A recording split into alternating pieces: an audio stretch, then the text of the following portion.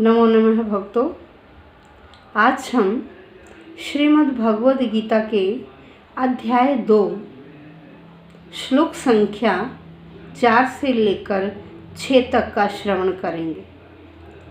श्लोक संख्या 1 से 3 में आपने देखा था कि अर्जुन कह रहे हैं कि मैं युद्ध नहीं करूँगा और श्री कृष्ण उन्हें समझा रहे हैं। दूसरे और तीसरे श्लोक में क्या था? श्री कृष्ण कह रहे हैं कि आप सूक्ष्म शरीर और स्थूल शरीर के भेद को समझिए और स्थूल शरीर की से थोड़ा सा सूक्ष्म शरीर की ओर आइए, क्योंकि ये सब जो आप सोच रहे हैं, आप स्थूल शरीर के बारे में सोच रहे हैं कि ये मेरे सगे संबंधी हैं, आप सूक्ष्म शरीर के बारे में नहीं सोच रहे। तो अब देखिए यहाँ श्लोक संख्या 4 से क्या है, अर्जुन बोल रहे हैं। अर्जुन क्या कह रहे हैं, तो आइए जानते हैं कि अर्जुन क्या कहते हैं। अर्जुन उवाच कथम भीष्मम् अहम संख्ये द्रोणं च मधुसूदन ईशुभिः प्रतियोत्स्यामि पूजार्हा वरिसूदन। फिर सुनिए, कथम भीष्मम् अहम संख्ये द्रोणं च मधुसूदन ईशुभिः प्रतियोत्स्यामि पूजार्हा वरिसूदन। अब देखिए क्या यहाँ अर्जुन कह रहे हैं कि हे श्री कृष्ण, मैं इनके बाणों का प्रत्युत्तर कैसे दूं? भाई ये मेरी तरफ बाण चलाएंगे, मैं इनकी तरफ बाण चलाऊंगा, तो मैं बाणों का प्रत्युत्तर इनके अगेंस्ट बाण चलाकर कैसे दूं? बड़े दुखी हैं अर्जुन, बहुत दुखी हैं। और उस अवस्था में श्री कृष्ण से कहते हैं, श्री कृष्ण मैं इनके बाणों का प्रत्युत्तर नहीं दे सकता। अब आइए शब्दशः अनुवाद। कथम कैसे भीष्म को, अहम मैं, संख्ये युद्ध भूमि में, कह रहे मैं कैसे भीष्म पितामह को मैं कैसे युद्ध भूमि में, द्रोणंच और गुरु द्रोणाचार्य को, मधुसूदन हे श्री कृष्ण, ईशुभी बाणों से बाणों के द्वारा, प्रतियोत्स्यामि उल्टा प्रहार करूं। भाई मैं कैसे इनके बाणों का उल्टा प्रहार करूंगा। पूजार्हा जो कैसे हैं, जो मेरे लिए कैसे, पूजा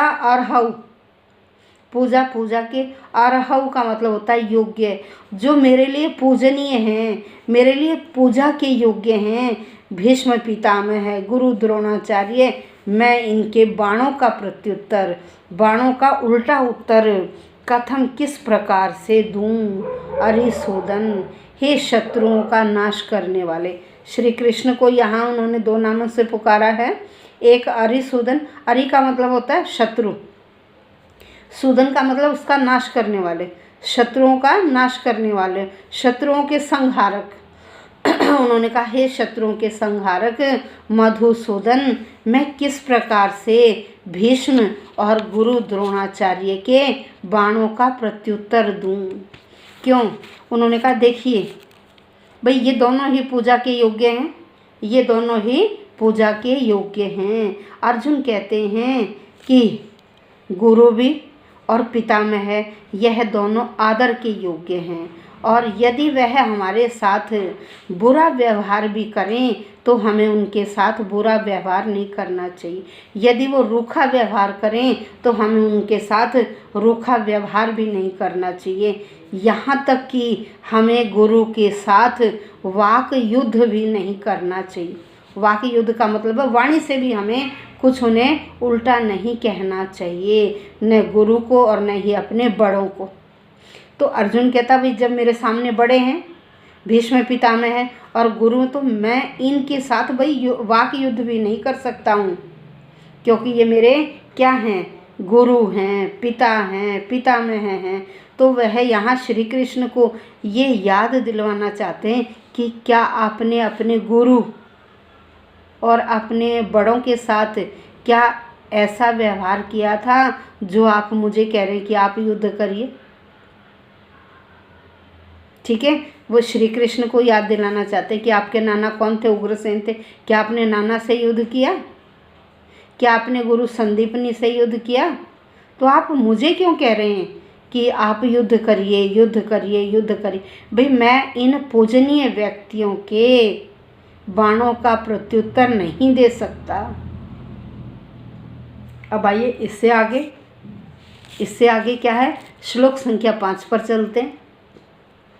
गुरुन् अहत्वा हि महानुभावान् श्रेयो भोक्तुं भैक्ष्यमपि लोके हत्वार्थ कामास्तु गुरुनिहैव भुंजीय भोगान रुधिर प्रदिग्धान। इस श्लोक में क्या कह रहे हैं? अर्जुन कहता कि देखो भाई, मैं यदि युद्ध करता हूँ तो मेरे हाथ क्या होगा? मेरे हाथ तो खून में सन जाएंगे। खून में सनना का मतलब ये नहीं कि हाथ पे खून लग जाएगा कि भाई मेरे हाथों ने वध कर दिया है तो मेरे हाथ रक्त रंजित हो जाएंगे। और रक्त रंजित का मतलब खून से सने हुए। यदि किसी का वध कर देते हैं तो उन हाथों को कहते हैं रक्त रंजित, खून से सने हुए। कह रहे यदि मैं इनका वध कर दूंगा तो देखिए मैं तो मेरे हाथ क्या हो जाएंगे? रक्त रंजित हो जाएंगे। और मैं ऐसा कार्य नहीं करना चाहता। कह रहे मैं तो इससे बेटर ये समझता हूँ कि युद्ध छोड़कर मैं भीख मांग लूँगा, भिक्षा मांग कर अपना गुजारा कर लूँगा। ये भिक्षा नहीं है जो आजकल रोडों पे खड़े रहते हैं भिखारी, नहीं। उस समय क्या था, जो छात्र होते थे, स्टूडेंट होते थे, आश्रमों में रहते थे और जिस गांव या जैसे स्थान पर आश्रम होता था उसके आसपास से, उस गांव से भिक्षा मांग कर लाते थे और गुरुजी को दे देते थे।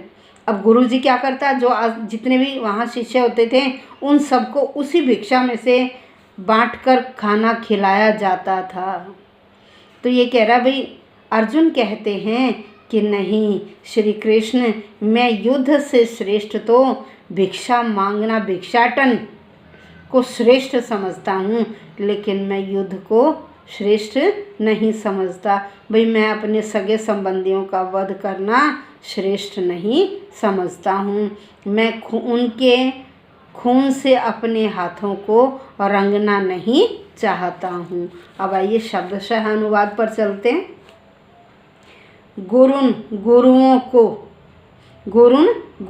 को अहत्वा न मारकर, गुरुओं को न मारकर, ही का मतलब निश्चय ही, महानुभावान महान पुरुषों को श्रेय है अच्छा लगता है, श्रेय है अच्छा लगता है। कह रहे गुरुओं को न मारकर महान पुरुषों को क्या अच्छा लगता है? भोक्तुम का मतलब भोगना। भैक्ष्यम होता है भिक्षा मांग कर, भिक्षाटन करके, अपि भी, इह लोके, इह का मतलब होता है इस, इह का मतलब इस और संसारी का मतलब संसार में। कह रहे महान पुरुषों के लिए गुरुओं को न मारकर भिक्षाटन करना ही इस संसार में श्रेष्ठ होता है। हत्वा मार कर, अर्थ धन के, कामान इच्छा से, धन की इच्छा से मार कर, लोभ की इच्छा से मार कर। किनको? गुरुजनों को धन के या लालच के वशीभूत होकर मार कर। यह इस संसार में एव निश्चय ही, कह रहे गुरुजनों को धन के लालच से, धन की इच्छा से इस संसार में मार कर, भुंजिए भोगने के लिए, भोगान भोगों को, रुधिर खून से प्रदिग्धान सने हुए। कह रहे इस संसार में गुरुओं को मारकर उनके खून से सने हुए भोगों को मैं भोगना नहीं चाहता। यहाँ पर अर्जुन कहते हैं कि भी शास्त्रों में भी ऐसा कार्य निंदनीय है। हे श्री कृष्ण, शास्त्रों में भी ऐसा कार्य निंदनीय है। कौन सा कार्य? गुरुजन और अपने बड़ों का वध करना, यह शास्त्रों में निंदनीय कार्य है। मैं इस निंदनीय कार्य को नहीं करूँगा। यह निंदा का कार्य है। मैं यदि ये करता हूँ तो मेरी हर जगह क्या होगी? निंदा होगी। लेकिन श्री कृष्ण बार बार याद दिलवा रहे हैं कि ठीक है, आप शास्त्रीय बता रहे हो नियम कि इनका वध करना निंदनीय है, लेकिन आपका भी तो कुछ धर्म है। एक क्षत्रिय होने के नाते आपका भी तो कोई धर्म है। यदि वो धर्म भूल गए हैं तो आप तो क्षत्रिय धर्म को याद कर लीजिए। बार बार अर्जुन कहते हैं कि भाई मैं इस लोभ में आकर अपने सगे संबंधियों का वध नहीं करना चाहता और ऐसे खून से सने हुए राज्य सिंहासन पर भी मैं बैठना नहीं चाहता हूँ। ना मैं इन भोगों को भोगना चाहता हूँ, क्योंकि मेरे मन में हर वक्त ये रहेगा कि जो ये मैंने कार्य किया है, इनका वध किया है, ये खून से सना हुआ राज्य या सिंहासन है, या जो मुझे ये सुख प्राप्त हो रहे हैं, ये किसकी बदौलत? सगे संबंधियों का वध करके? अरे नहीं, मैं इसे अच्छा कार्य नहीं समझता। हे श्री कृष्ण, यह तो बहुत निंदनीय कार्य है। अब आइए श्लोक संख्या 6 पर चलते हैं। 6 में क्या है? न चैतद विद्मः कतरन्नो गरीयो यदवा जयेम यदि वा नो जयेयुः यानेव हत्वा न जिजीविषामस्ते वस्थिताः प्रमुखे धार्तराष्ट्राः। फिर एक बार सुन लीजिए, क्योंकि संस्कृत थोड़ा सा कठिन है, इसलिए ध्यान से सुनोगे तो आपको संस्कृत पढ़ना भी आ जाएगा। देखिए, संस्कृत पढ़ने में जो मज़ा आता है ना, वह किसी अन्य भाषा में नहीं है। इसलिए संस्कृत का उच्चारण बिल्कुल शुद्ध करना चाहिए। अगर आप शुद्ध उच्चारण नहीं करेंगे तो अर्थ का अनर्थ हो जाता है। ठीक है, तो एक बार फिर इसे पढ़ते। न चैतद विद्मः कतरन्नो गरीयो यद वा जयेम यदि वा नो जयेयुः यानेव हत्वा न जिजीविषामस्ते वस्थिताः प्रमुखे धार्तराष्ट्राः। मैंने इससे पहले भी कई श्लोकों में आपको बताया था कि जहाँ शब्द के बीच में एस का सिंबल आ जाए वहाँ आपने कुछ नहीं बोलना है। जैसे यहाँ स्ते वस्थिताः, एस के सिंबल के स्थान पर हमने कुछ नहीं बोला। जब हम इसका संधि विच्छेद करते ना तो यहाँ एस के स्थान पर क्या होता है? तो यहाँ क्या है? जिजी विषामः जमाते जमा अवस्थिताः। ठीक है, अब देखिए यहाँ क्या कहते हैं। यहाँ अर्जुन कह रहे हैं, देखो मैं ये नहीं जानता कि भाई हमारी जीत होगी या कौरवों की जीत होगी, हमारी जीत होगी या कौरवों की जीत होगी। लेकिन देखिए, उनकी जीत हुई तो उसको भी मैं जीत नहीं समझता, क्योंकि उनकी जीत क्या हमारा वध करके होगी, और हमारी जीत कैसे होगी? उनका वध करके। कह रहे हैं मैं ऐसी जीत को जीत नहीं समझता। अर्जुन कह रहे हैं मैं ऐसी जीत को जीत नहीं समझता हूँ, क्योंकि यदि हम जीतेंगे तो हम उनका वध करेंगे, और वो जीतते हैं तो वो हमारा वध करेंगे। क्योंकि अभी निश्चितता तो किसी की नहीं है ना कि मैं ही जीतूंगा या वे ही जीतेंगे। कह रहे दोनों पक्षों में से किसी की भी जीत हो सकती है, किसी की भी जीत हो सकती है। कह रहे ऐसी जीत के बाद जीवित रहना, मैं इसे जीवन नहीं कहता हूँ। तो आइए शब्दशः अनुवाद पर चलते। न नहीं, न नहीं, च और या भी। एतत्, एतत् यह, एतत् यह। विद्मः, विद्मः का मतलब होता है जानते हैं। विद्मः हम जानते हैं, हम यह नहीं जानते। एतत् विद्मः न, कह रहे हम यह नहीं जानते। कतरन्नो, कतर, कतरत का मतलब होता है जो, कतरत का मतलब जो। न है हमारे लिए, गरीयः श्रेष्ठ, कह रहे हम यह नहीं जानते कि हमारे लिए अब अच्छा क्या है, गरीयः श्रेष्ठ क्या है, ऐसा हम नहीं जानते हैं। यत जो, यत जो या अथवा। यदि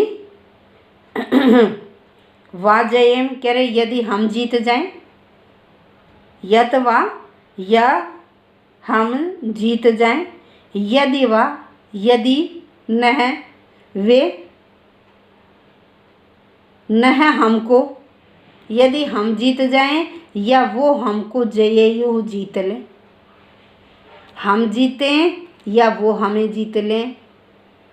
ठीक है, कि कह रहे हैं हम नहीं जानते कि हम जीतेंगे या वो हमें जीतेंगे। कौन कह रहा है यहाँ? अर्जुन कह रहे हैं श्री कृष्ण से कि हे श्री कृष्ण, हम यह नहीं जानते, हम यह अच्छी तरह से नहीं जानते कि हम जीतेंगे या वो हमें जीत लेंगे। यानेन, यान जिनको, यान जिनको, एव ही, यानेव यान जिनको, एव ही हत्वा मारकर, जिनको ही मारकर, न कभी भी, कभी नहीं, जी विषाम है हम जीना चाहेंगे।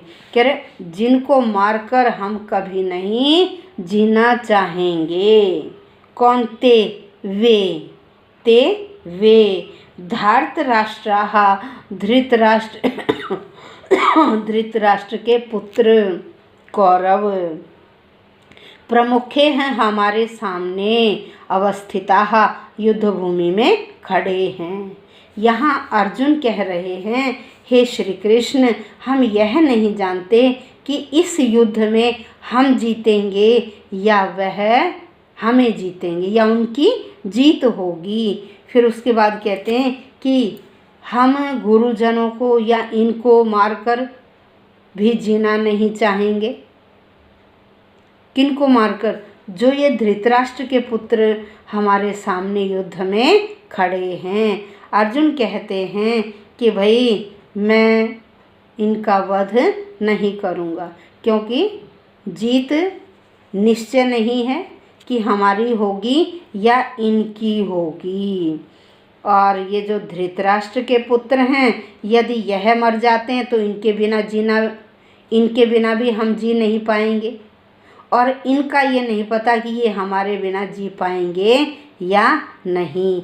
अब जो अर्जुन है, अर्जुन के विचार एक महान भक्त की तरह हैं, एक महान भक्त की तरह। भाई वह अपना उसमें स्वार्थ नहीं देख रहे, उसमें वह अपना तनिक भी स्वार्थ नहीं देख रहे हैं। वह यह सोच रहे हैं कि जो हानि होगी वो सबकी हानि होगी। ठीक है, इस वजह से। और ऐसे विचार किस व्यक्ति के मन में आते हैं? जिस व्यक्ति ने अपनी इंद्रियों को वश में कर लिया है, जो ऊंच नीच के बारे में समझता है, अच्छे बुरे को समझता है, अपने पराये में भेद नहीं करता, सबको ही अपना समझता है, ऐसा व्यक्ति ही भक्त कहलाता है। आज के युग में हम देखते हैं कि हर व्यक्ति किस में लगा हुआ है। कोई भी कार्य जब करता है तो उसमें सबसे पहले अपना स्वार्थ देखता है, भाई मेरा क्या सिद्ध हो रहा है इसमें। हमें ऐसा नहीं होना चाहिए, हमें परार्थ भाव से जीना चाहिए, परार्थ भाव से दूसरे की भलाई करना चाहिए। केवल हर चीज़ में अपना ही अपना स्वार्थ नहीं देखना चाहिए। यदि हम परार्थ करते हैं, दूसरों की भलाई करते हैं, तो हमारी भलाई तो भगवान स्वयं कर देगा। हमें तो अपने बारे में सोचना ही नहीं चाहिए। यदि कोई दीन दुखी है तो उस दीन दुखी की हमें अवश्य मदद करनी चाहिए। किसी भी कार्य में अपने स्वार्थ को नहीं देखना चाहिए। तो अभी क्या था, हमने देखा कि अर्जुन ऐसा व्यक्ति है जिसने अपनी इंद्रियों को काबू में कर लिया है। मन और बुद्धि बड़ी प्रखर है, हर चीज़ के बारे में सोच रहा है। यह नहीं सोच रहा कि ये मेरा ही मेरा है, वह सब के बारे में सोच रहा है। तो ऐसे व्यक्ति को निश्चय ही मोक्ष की प्राप्ति होती है। और अर्जुन के अंदर कैसे गुण थे? दैवी संपदा के। दो संपदाएं होती हैं, एक दैवी संपदा और एक आसुरी संपदा। दैवी संपदा सबका भला चाहते हैं और आसुरी संपदा केवल अपना ही अपना भला चाहते हैं। तो अभी हमने इन 3 श्लोकों में देखा कि अर्जुन का स्वभाव कैसा है। दैवी संपदा से भरा हुआ है। वह अपनी भलाई नहीं सोच रहा, वह पूरे कुल की भलाई सोच रहा है और किसी का भी वध करना नहीं चाहता। तो आज हमने इतना श्रवण किया। अब हम कल करेंगे श्लोक संख्या 7 से लेकर 9 तक का। धन्यवाद।